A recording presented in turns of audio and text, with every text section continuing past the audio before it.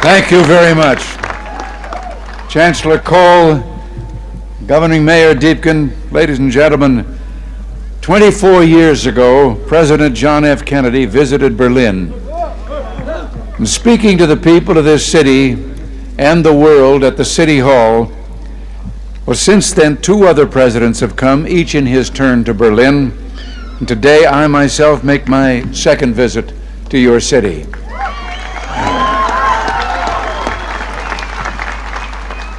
We come to Berlin, we American presidents, because it's our duty to speak in this place of freedom.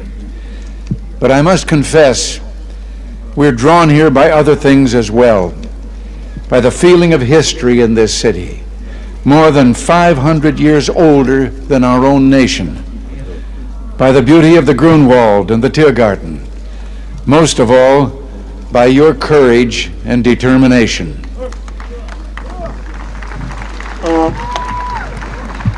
Perhaps the composer Paul Linke understood something about American presidents. You see, like so many presidents before me, I come here today because wherever I go, whatever I do, ich hab noch keinen Koffer in Berlin.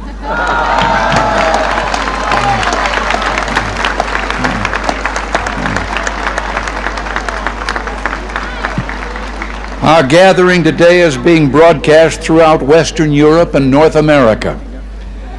I understand that it is being seen and heard as well in the East. To those listening throughout Eastern Europe, I extend my warmest greetings and the goodwill of the American people. To those listening in East Berlin, a special word. Although I cannot be with you, I address my remarks to you just as surely as to those standing here before me. For I join you as I join your fellow countrymen in the West in this firm, this unalterable belief, es gibt nur ein Berlin.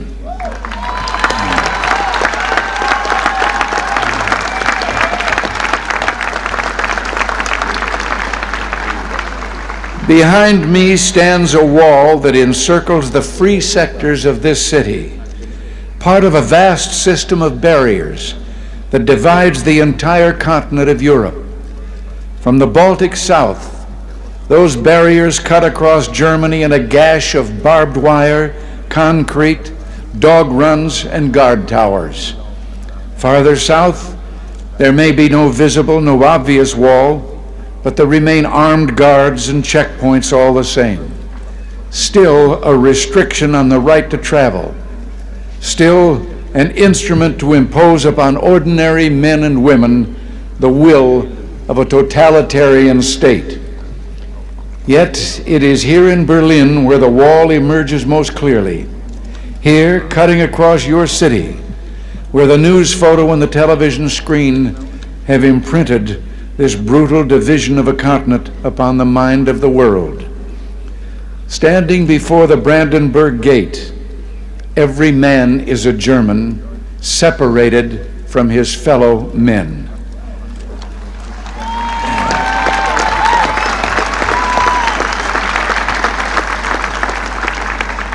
Every man is a Berliner, forced to look upon a scar. President von Weizsäcker has said the German question is open as long as the Brandenburg Gate is closed.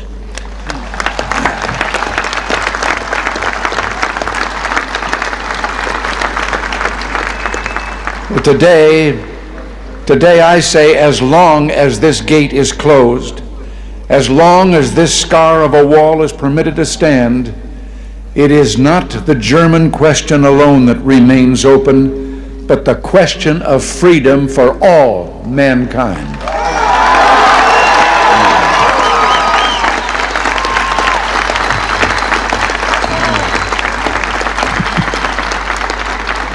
Yet, I do not come here to lament, for I find in Berlin a message of hope, even in the shadow of this wall, a message of triumph. In this season of spring in 1945, the people of Berlin emerged from their air raid shelters to find devastation, Thousands of miles away, the people of the United States reached out to help. And in 1947, Secretary of State, as you've been told, George Marshall, announced the creation of what would become known as the Marshall Plan. Speaking precisely 40 years ago this month, he said, "Our policy is directed not against any country or doctrine, but against hunger, poverty, desperation, and chaos."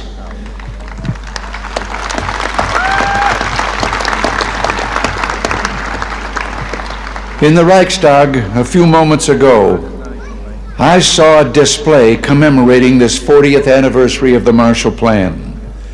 I was struck by the sign on a burnt-out, gutted structure that was being rebuilt.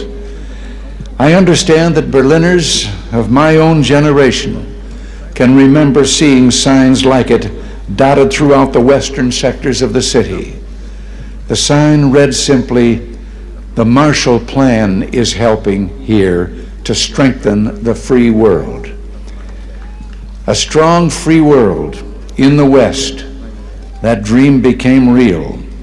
Japan rose from ruin to become an economic giant.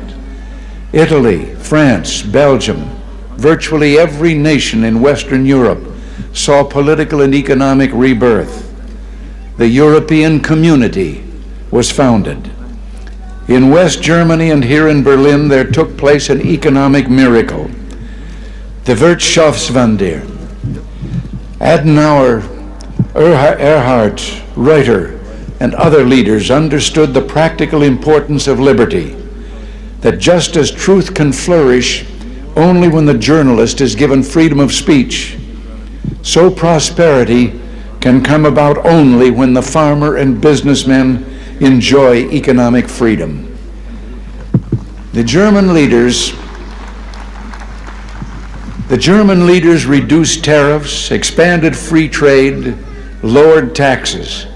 From 1950 to 1960 alone, the standard of living in West Germany and Berlin doubled. Where 4 decades ago there was rubble, today in West Berlin there is the greatest industrial output of any city in Germany. Busy office blocks, fine homes and apartments, proud avenues and the spreading lawns of parkland. Where a city's culture seemed to have been destroyed, today there are 2 great universities, orchestras and an opera, countless theaters and museums. Where there was want, today there's abundance, food, clothing, automobiles, the wonderful goods of the Kudamm.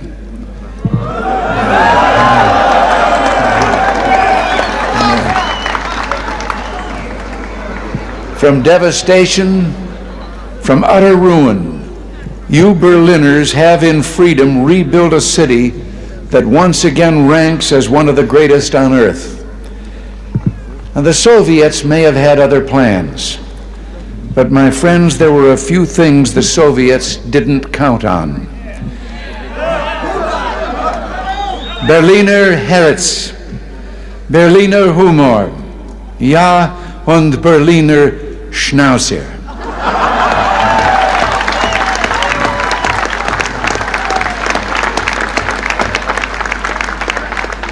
In the 1950s, Khrushchev predicted, "We will bury you."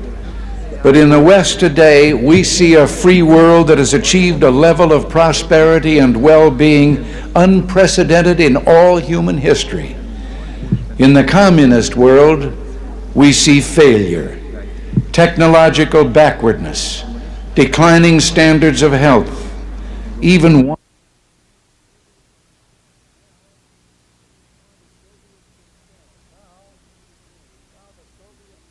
And now the Soviets themselves may, in a limited way, be coming to understand the importance of freedom. We hear much from Moscow about a new policy of reform and openness. Some political prisoners have been released.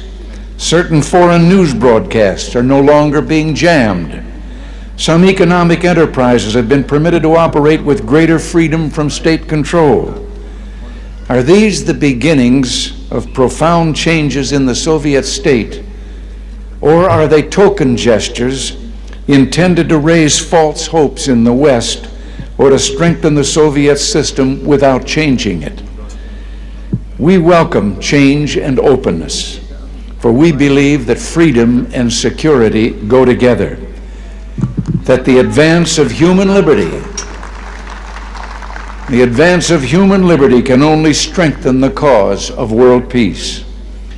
There is one sign the Soviets can make that would be unmistakable, that would advance dramatically the cause of freedom and peace. General Secretary Gorbachev, if you seek peace, if you seek prosperity for the Soviet Union and Eastern Europe, if you seek liberalization, come here to this gate. Mr. Gorbachev, open this gate.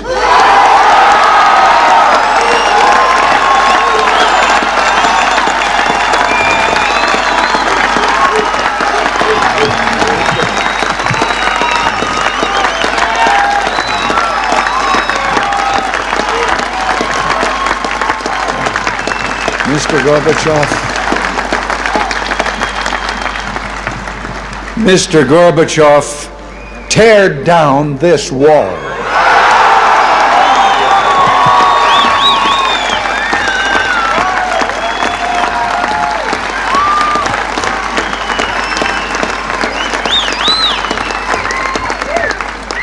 I understand the fear of war and the pain of division that afflict this continent, and I pledge to you my country's efforts to help overcome these burdens.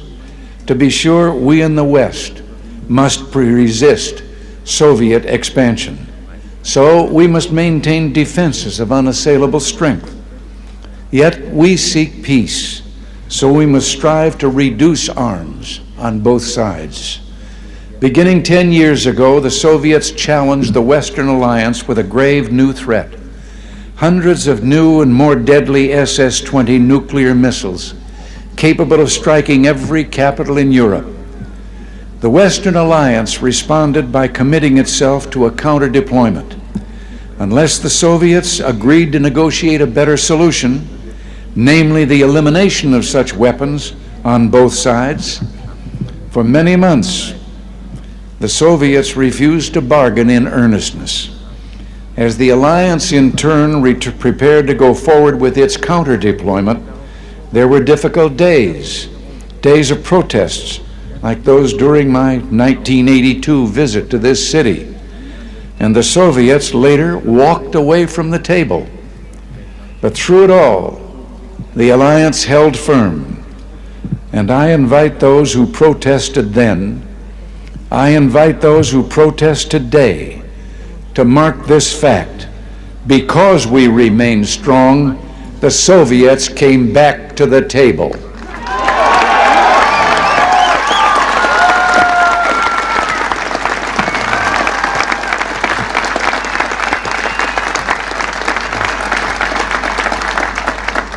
Because we remain strong today, we have within reach the possibility not merely of limiting the growth of arms, but of eliminating for the first time an entire class of nuclear weapons from the face of the earth.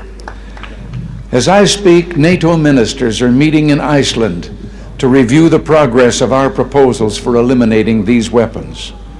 At the talks in Geneva, we have also proposed deep cuts in strategic offensive weapons. And the Western allies have likewise made far-reaching proposals to reduce the danger of conventional war and to place a total ban on chemical weapons.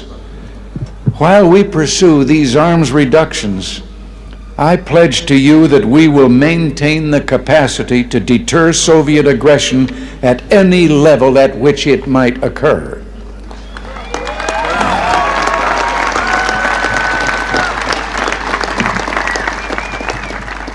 And in cooperation with many of our allies, the United States is pursuing the Strategic Defense Initiative, research to base deterrence not on the threat of offensive retaliation, but on defenses that truly defend, on systems, in short, that will not target populations but shield them.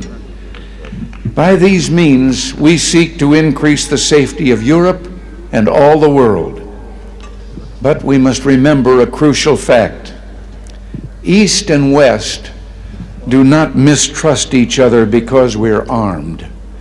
We're armed because we mistrust each other.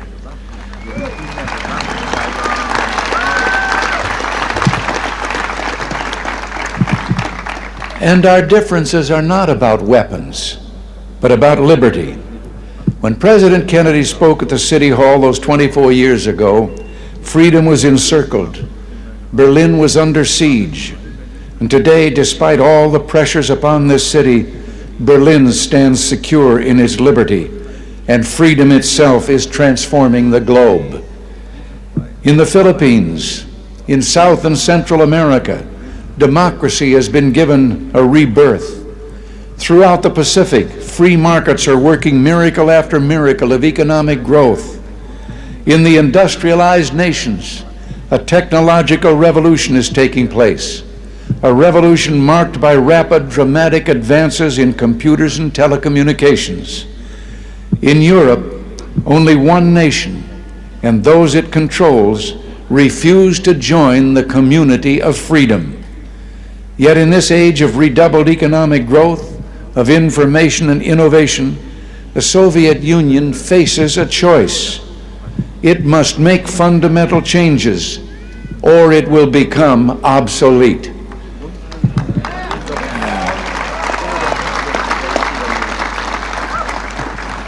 Today, thus represents a moment of hope. We in the West stand ready to cooperate with the East to promote true openness, to break down barriers that separate people, to create a safer, freer world. And surely there is no better place than Berlin, the meeting place of East and West, to make a start.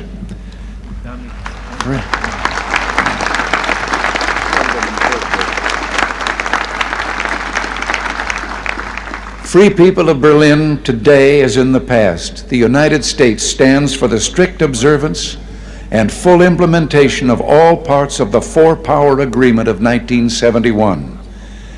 Let us use this occasion, the 750th anniversary of this city, to usher in a new era, to seek a still fuller, richer life for the Berlin of the future.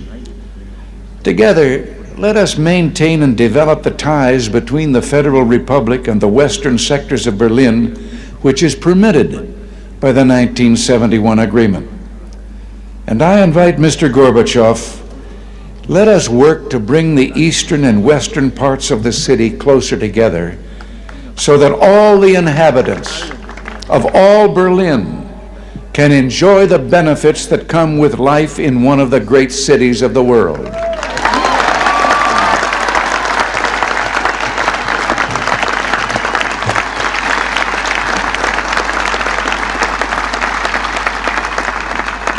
To open Berlin still further to all Europe, East and West, let us expand the vital air access to this city, finding ways of making commercial air service to Berlin more convenient, more comfortable, and more economical. We look to the day when West Berlin can become one of the chief aviation hubs in all Central Europe. With our French and British partners, the United States is prepared to help bring international meetings to Berlin. It would be only fitting for Berlin to serve as the site of United Nations meetings, or world conferences on human rights and arms control, or other issues that call for international cooperation.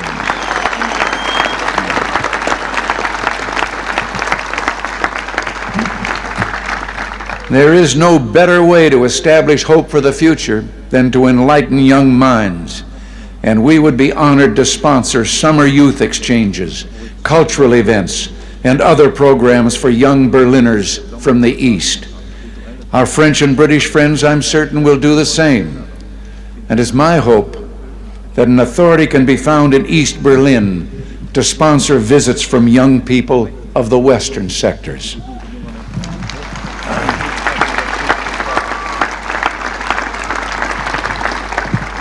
One final proposal, one close to my heart. Sport represents a source of enjoyment and ennoblement. And you may have noted that the Republic of Korea, South Korea, has offered to permit certain events of the 1988 Olympics to take place in the North. International sports competitions of all kinds could take place in both parts of this city. And what better way to demonstrate to the world the openness of this city than to offer in some future year to hold the Olympic Games here in Berlin, East and West.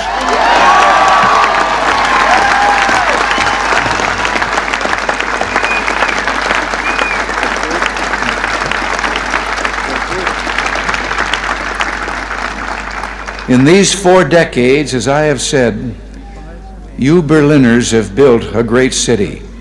You've done so in spite of threats, the Soviet attempts to impose the Eastmark, the blockade. Today, the city thrives in spite of the challenges implicit in the very presence of this wall. What keeps you here?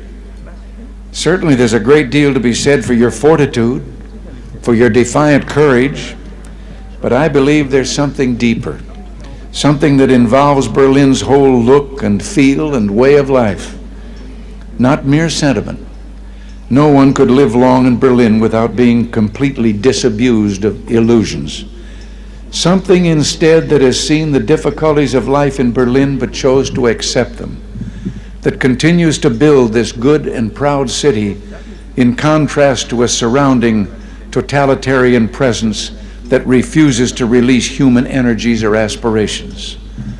Something that speaks with a powerful voice of affirmation, that says yes to this city, yes to the future, yes to freedom.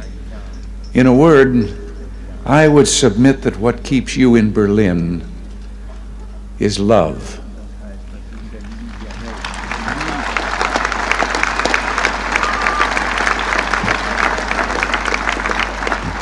Love, both profound and abiding. Perhaps this gets to the root of the matter, to the most fundamental distinction of all between East and West.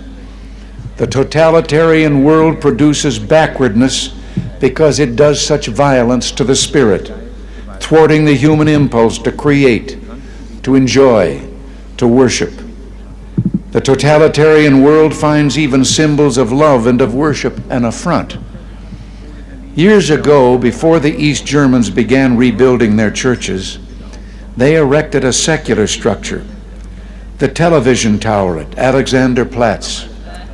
Virtually ever since, the authorities have been working to correct what they view as the tower's one major flaw, treating the glass sphere at the top with paints and chemicals of every kind. Yet even today, when the sun strikes that sphere that towers over all Berlin, the light makes the sign of the cross.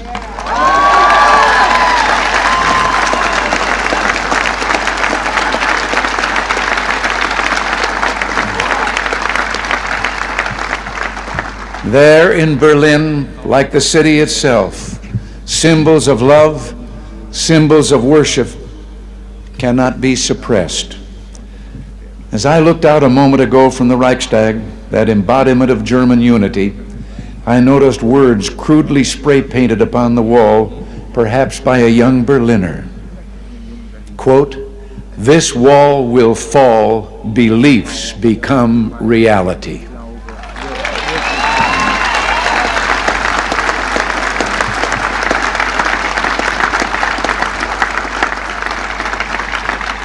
Yes, across Europe this wall will fall, for it cannot withstand faith, it cannot withstand truth. The wall cannot withstand freedom. And I would like, before I close, to say one word. I have read and I have been questioned since I've been here about certain demonstrations against my coming. And I would like to say just one thing, and to those who demonstrate so. I wonder if they have ever asked themselves that if they should have the kind of government they apparently seek no one would ever be able to do what they're doing again.